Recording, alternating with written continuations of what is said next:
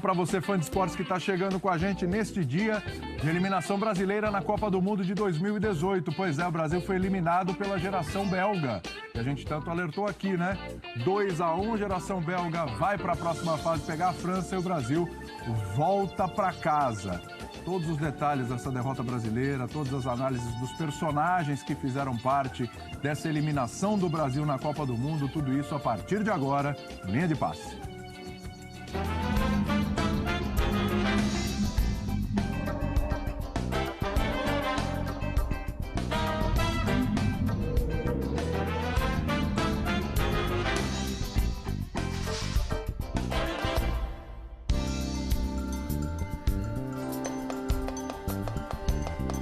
Muito bem, fã de esportes, o Linha de Passe está começando, vamos juntos até meia-noite. Hoje não tem muita divisão de blocos, não, vários ao tema. A principal é a seleção brasileira e seus vários assuntos, né?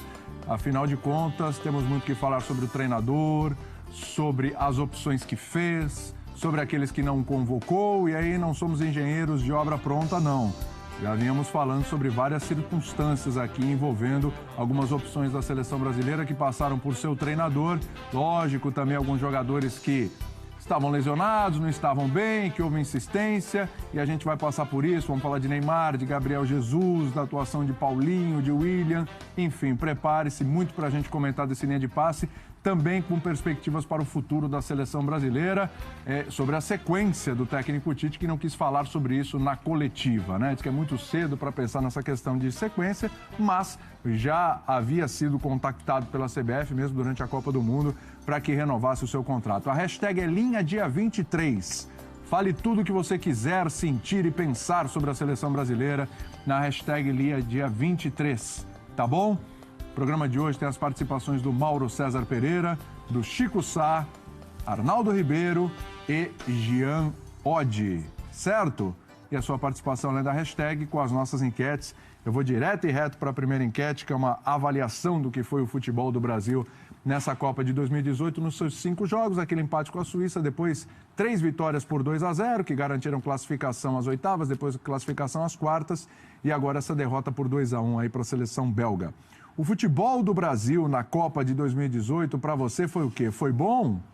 Deu azar, acontece, confronto com uma seleção complicada ali. E para você foi bom? Foi regular? Ou seja, poderia ter sido melhor? Te decepcionou? Foi ruim? Ou para você foi péssimo o futebol da seleção brasileira nessa Copa do Mundo da Rússia? Você vai na hashtag Linha Dia 23 ou no nosso Twitter, o @linha ESPN, para votar, certo? Fique à vontade. Mauro, e aí não só simplesmente a resposta, aí a gente já começa as análises dos companheiros. Futebol do Brasil na Copa de 2018 foi o que para você? Boa noite, companheiros, fã de esportes. Eu acho que foi um futebol mediano, né? Não mais que mediano. O Brasil teve adversários, até o jogo de hoje, de segunda linha para baixo. Venceu 3 jogos e hoje esteve diante do primeiro grande desafio, né? Poderiam ser 3 grandes desafios: Bélgica, a França e a final. Independentemente do finalista, a final é a final, né? O Brasil chegando na final enfrentaria uma outra seleção com uma grande responsabilidade, até porque provavelmente seria favorito contra essa equipe. E o Brasil fracassou nesse primeiro grande desafio, que foi enfrentar a seleção da Bélgica. Acho que alguns pontos que a gente já vinha alertando, eles hoje ficaram mais evidentes.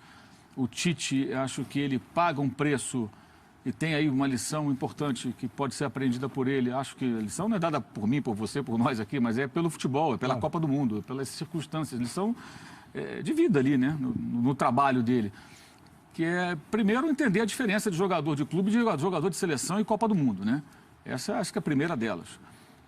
Como a gente já falava aqui, aliás, vários corintianos me xingaram até a 5ª geração quando eu falei: Fagner não tem nível para jogar na seleção brasileira uma Copa do Mundo. Não tem.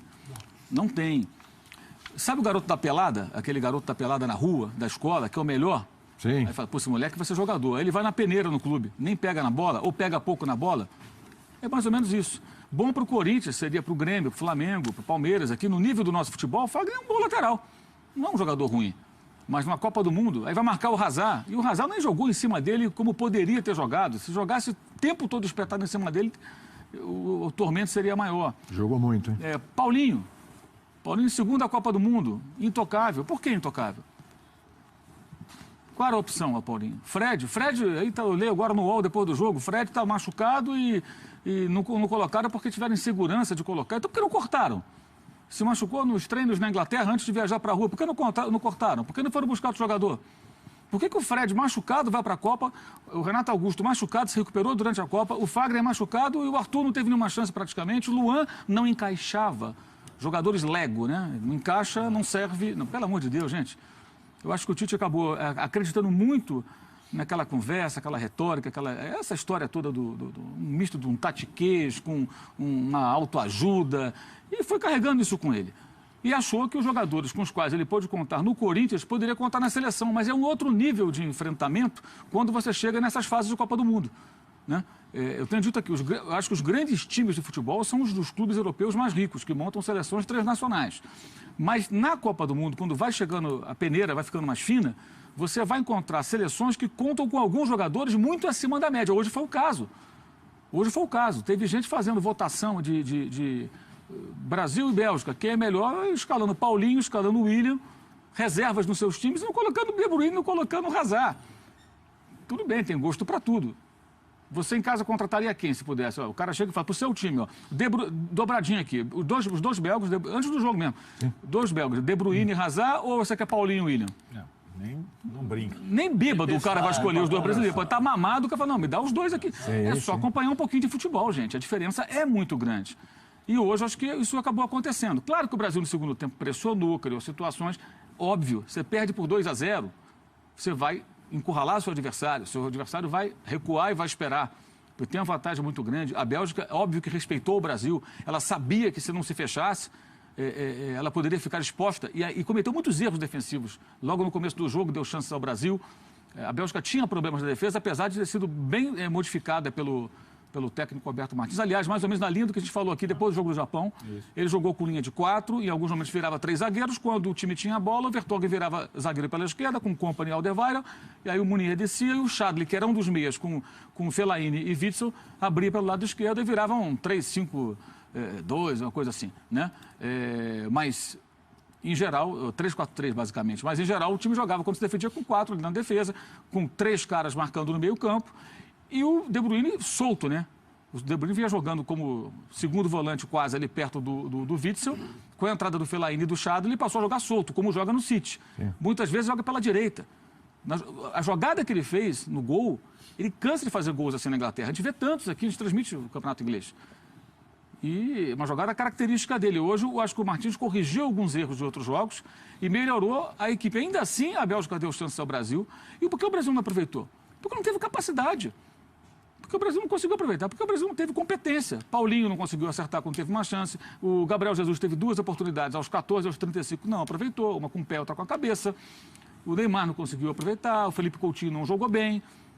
Então, assim, o Brasil teve volume no segundo tempo e foi para cima. Tem que ir para cima. Tem qualidade técnica para, mesmo jogando mal, empurrar o adversário. E o adversário queria o quê? Se defender para contra-atacar. E não conseguia. Até porque o Lukaku deu uma pregada no segundo tempo, o Miranda dominou o Lukaku. Sim. Mas no primeiro tempo foi um pandemônio segurar o centroavante da Bélgica. E o Miranda sofreu um pouquinho também. Achei até que o Thiago, no primeiro tempo, consertou vários erros defensivos do Fagner, do Miranda, de todo mundo. Do Fernandinho. O Thiago jogou muito. Acho que foi o melhor brasileiro na Copa do Mundo, para mim, foi o Thiago Silva. E hoje teve uma atuação, mais uma vez, muito boa. Corrigindo, como eu disse, erros dos seus colegas. Então o Brasil teve volume no segundo tempo, mas é aquela coisa, se empata, é muito mais circunstancial do que um jogo de imposição, um jogo de organização, contra o adversário que até se encolheu muito, que tinha problemas defensivos, mas que sustentou o resultado. Né? Um adversário que muita gente debochou antes do jogo. A gente falou sobre isso aqui ontem. Né? Piadinhas, previsões de goleada, essa coisa toda, que são as lições do 7-1 que muita gente do Brasil não aprendeu. A gente continua achando que só nós brasileiros sabemos jogar futebol. Né? A Alemanha pode ser, a Argentina, quando está bem, vai lá, né? Talvez aí, sei lá, a França, a Espanha, a Itália, se formar um novo time bom, tem um certo respeito.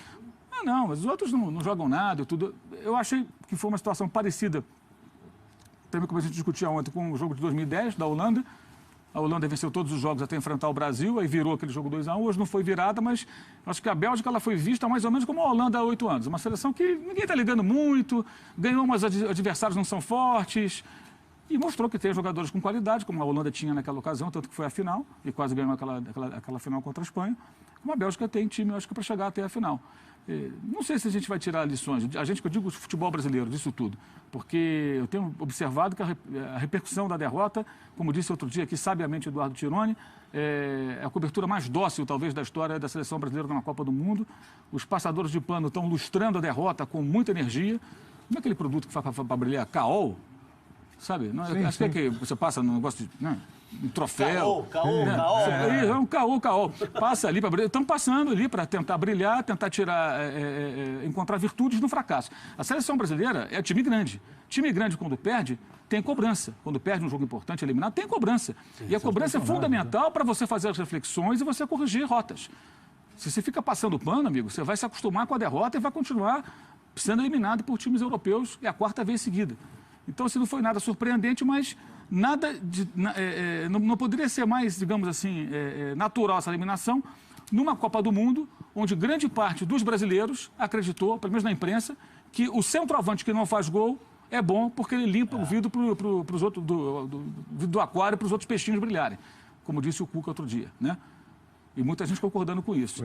Né? Houve gente procurando 1001 explicações para as atuações de um jogador que é jovem, que é bom jogador, que é promissor, mas que nitidamente não estava pronto. Eu falei que outro dia, o gol contra o México, que o Neymar fez, a bola passou pelo Gabriel. O Gabriel não alcançou. Aí o Neymar foi lá e consertou, botou para dentro do gol. E que o Brasil poderia precisar de um gol que ele poderia não aproveitar. Hoje aconteceu isso. Ele teve chance e não aproveitou. Vamos crucificar o Gabriel? Pelo contrário, muito pelo contrário. Ele é um menino, ele é novo, ele tem formação, mas não estava preparado para ser o titular absoluto. Deu sinais disso. O Tite insistiu com ele. Ficou agarrado a essas tais convicções. É um erro do treinador. É óbvio, é evidente, né? Com a chancela de muita gente. Os argumentos que foram procurados e apresentados para justificar a permanência dele no time desafiaram a nossa inteligência. É achar que só algumas pessoas entendem de futebol, que existe só uma visão única de futebol. Que a única visão do futebol é a visão de quem olha para a parte tática, como se o futebol fosse um jogo de bonecos ali dentro do campo. Não é assim. Existe uma série de questões, inclusive as reações humanas, o nervosismo do jogador, a ansiedade, aquela coisa de ter que marcar, no caso, que é o drama do centroavante. Tudo isso está embutido ali dentro daquela história, né? E o Gabriel, acho que ele não é o culpado. Ele não aproveitou as oportunidades, mas ele foi colocado ali e houve uma insistência que acho que foi indevida. Enfim, houve erros, esses erros foram discutidos aqui muitas vezes por nós antes, e acho que o Tite deve continuar, porque ele é o melhor técnico brasileiro.